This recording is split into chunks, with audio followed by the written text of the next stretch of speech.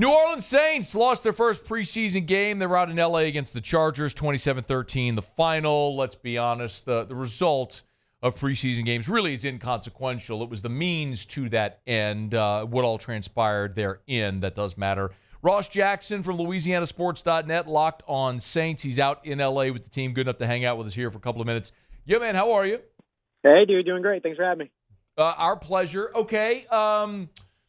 Biggest takeaways from the game itself?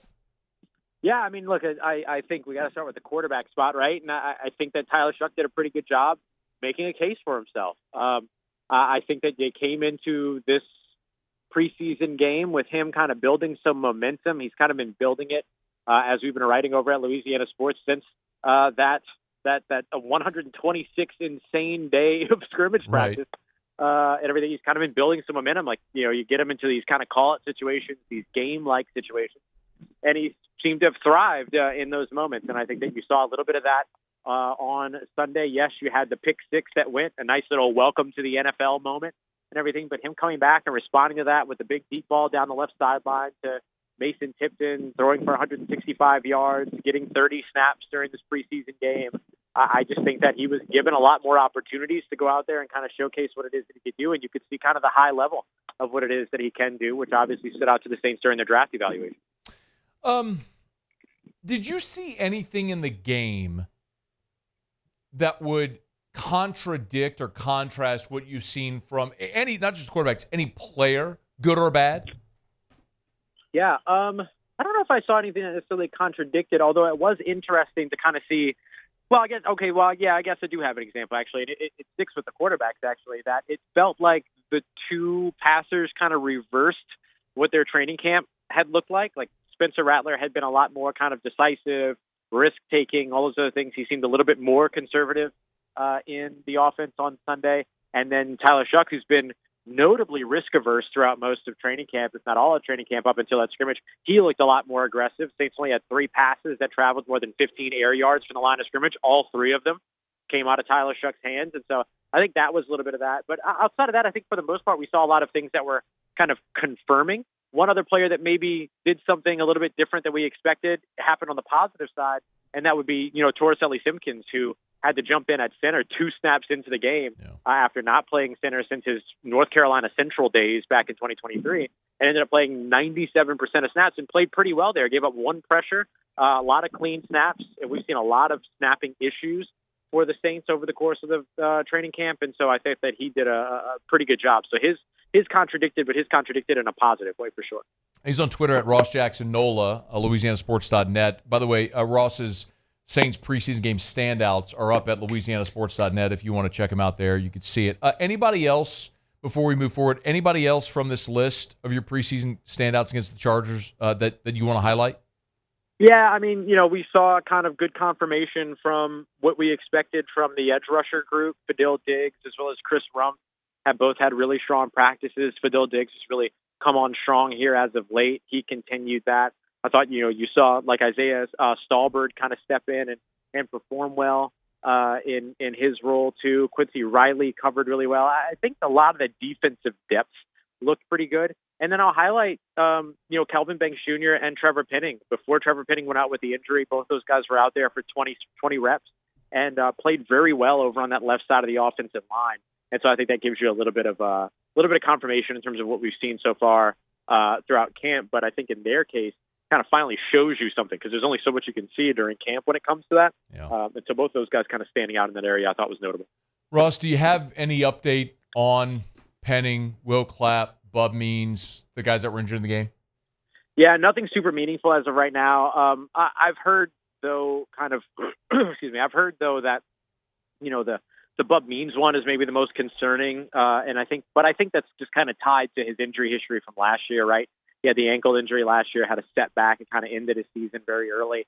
And then, he was carted off with, the right shoe off, maybe a foot injury, maybe an ankle injury. We'll see. Towel over the head, never really a good sign. So just the tone around his has kind of been different than the others. We'll see what happens with Will Clapp. Remember, he was actually banged up a little bit during one of the scrimmages out here in California, and then got back out on the practice field after having a little bit of a shaky camp so far. And so I think he was trying to, impress upon or build upon, improve upon where he was kind of sitting when it came to his camp. And, we'll see what all happens with him. Trevor Penning, a lot of the conversation around him has been pretty optimistic so far. I'm not saying I'm reporting optimism around it, but it seems like, he was walking to the cart just fine. And look, sometimes you use the cart in these preseason games in particular just for precautionary purposes. And so we'll see. I think we'll get a better update either by seeing them on the field when the Saints get back to the practice field tomorrow, or certainly Kellen Moore speaking to us at the end of the day. Is Kellen Moore speaking today or tomorrow? It'll be tomorrow after practice. Okay, so nothing today. There would have been some conversation potentially about the Saints and the Rams trying to do some joint practices out in L.A. this week. Anything there? Yeah, it sounds like if that's going to happen, it sounds like Thursday might be the target. I've heard a couple of Wednesday mentions, but mostly Thursday seems to be the target when it comes to that. I've heard some conversation that it might be at a neutral field as well, so they might move to kind of meet in the middle so that the Rams don't have to come all the way down here to Orange County, but then the Saints also don't have to go all the way up to the Rams up in L.A. County, and so they kind of find a halfway point for that. But that kind of comes to fruition. If it does, it's because the Chargers and Rams are supposed to have their preseason game, their joint practices, but the Chargers were already dealing with too many injuries and had more injuries during the game. And so with the cancellation of that, it frees up the Rams for an opportunity. And so we'll see if the Saints are able to kind of make that one happen. But I think what the Saints are going to do before they fully confirm it is kind of see where they are health-wise. Now that they had 4 players go down with injury and Tyler Shough's nursing a knee injury, I think they want to kind of see where things are, or a bruised knee, he said. I think you kind of want to see where they are health-wise before they completely finalize things. But if they do, it'll probably be the second or third practice this week. Hey, Ross, if the Saints were to drive all the way up to L.A. County to practice against the Rams, what would be the best way for them to get there? Well, I think if they're going up to Carson, they should take the 405. I think that's probably the way to go. Certainly the way I would do it. Take the 405 up to the... What, do you know what exit it would be? Oh, no, but it's okay. Just take it to go off to Carson, man. Take the Carson exit. The Californians. We've been group texting Californians gifts all weekend. Anyway, hey, all right. So, when do they come back home? So they will travel back on Friday. So the last practice will be Thursday. They'll travel back on Friday. They'll have a walkthrough either at the Dome or at the facility. I'm not sure which, but they'll have a walkthrough on Saturday and then be ready for their game against Jacksonville on Sunday. All right. Any person, storyline thing you'd like to see during the remainder of the week when the Saints are in L.A.? Yeah, look, I have my next story. I wrote about the standouts. My next story is the 3 players that didn't help themselves. That's coming out later on today, and I think that's going to be the thing I'm going to be paying kind of the most attention to. Obviously, you're looking for health updates and things like that. That goes without saying. But guys like, you and I have talked about Isaiah Foskey here recently, just a guy that did not really do himself any favors during this game, played the most snaps out of any defensive player. It didn't notch a single pressure and barely caught anybody's eye during the game. And when you've got guys like Tasheem Davis, the undrafted free agent rookie who we haven't seen out here, who we didn't see during the game, but, Fadil Diggs, 7th-round pick, come in, flash. Chris Rumph signed with the Saints. Familiarity with Brandon Staley is flash.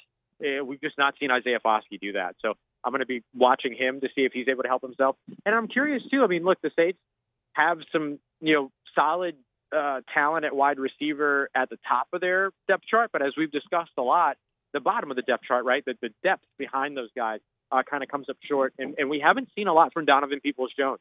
Saw, far fewer snaps than some of the other kind of depth wide receivers during this game. And so I'm really curious to see if he's the guy that can maybe change some minds and maybe start to make a statement here over the course of the week. Ross Jackson, LouisianaSports.net. If you want to read him, if you want to watch or listen, it's the LockedOn Saints podcast on YouTube or wherever you get podcasts. Okay, man, take it easy on the PCH, man. Take it easy. Oh, man. Take the 10 to the PCH, go up to Malibu, go to the Boo. Go to the Boo. Not the Boo. Hey, man, I'll let you go on that note. Thank you, dude. I appreciate you, man. I'm going to sit here and enjoy the OC. See you, brother. All right, man, we'll see you. That's Ross Jackson. Hey, thanks so much for watching. Please leave your comments. I love to interact. And be sure to hit the red subscribe button below.